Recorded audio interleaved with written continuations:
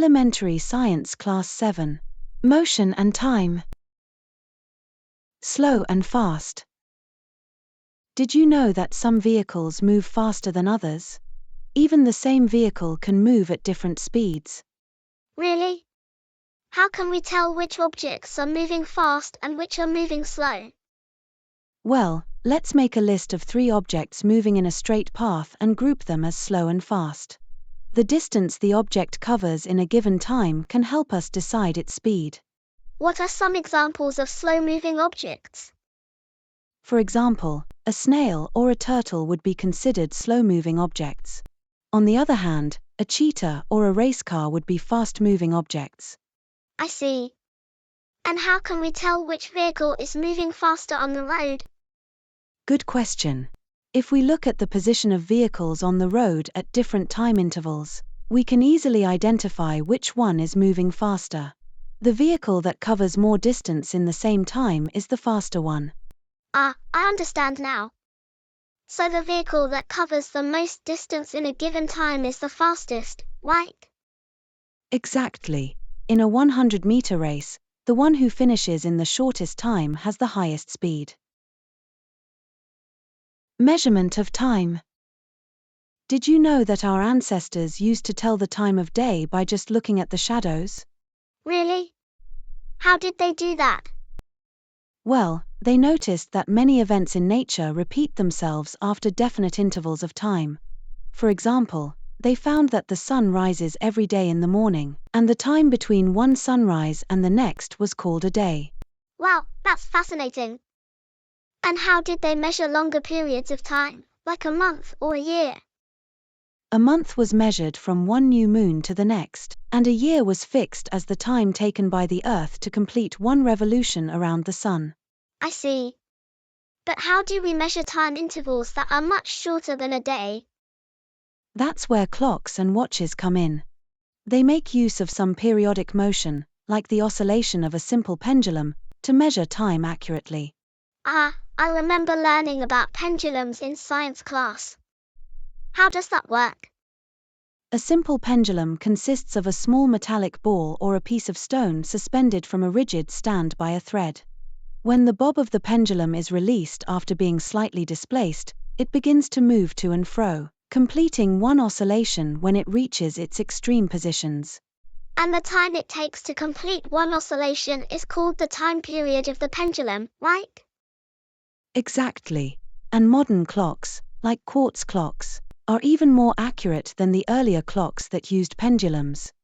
Okay. What are units of time? The basic unit of time is a second. Its symbol is S. Larger units of time are minutes, minute, and hours, H. And what would be the basic unit of speed? Since the speed is distance per time, the basic unit of speed is meter per second. Of course, it could also be expressed in other units such as meter per minute or kilometer per hour. Measuring speed. Did you know that you can calculate the speed of an object by measuring its time and distance? No, I didn't know that. How do you do it? Okay, let's try an activity.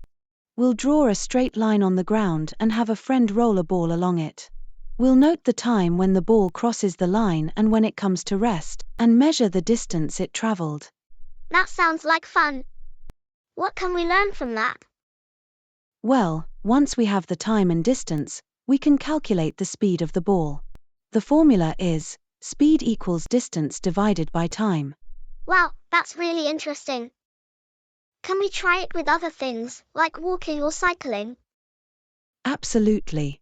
You can compare your speed of walking or cycling with your friends. Just measure the distance and time, and calculate the speed. That's so cool. I didn't know we could do that. What about other living things, like animals? Great question. Did you know that a tortoise can move at a speed of about 8 centimeters per second, while a rocket can reach speeds up to 8 kilometers per second? That's a huge difference. Whoa, that's crazy. I can't even imagine how fast a rocket is compared to a tortoise. Exactly. And once you know the speed of an object, You can also calculate the distance it will cover in a given time, or the time it will take to cover a certain distance. Distance-time graph. Have you ever seen information presented in different types of graphs? Yes, I've seen bar graphs and pie charts, but I'm not familiar with distance-time graphs. Well, let me explain. A distance-time graph is a type of line graph that shows the relationship between distance and time. Oh, that sounds interesting. How do we read a distance-time graph? Okay, let's take a look at this example. The horizontal axis, or x-axis, represents the time, while the vertical axis, or y-axis, represents the distance. I see. And what can we learn from a distance-time graph? Well, from a distance-time graph, we can determine the speed of an object. The steeper the line, the faster the object is moving. That makes sense. Can you give me an example of how a distance-time graph is used? Sure, distance-time graphs are often used to track the movement of vehicles, such as cars or trains. They can help us understand the speed and distance traveled over time. Wow, that's really useful information. How do we make a distance-time graph? On the worksheet, input distance in the rows, and time in column 1. We will get the graph. If there are more objects, we will add more columns.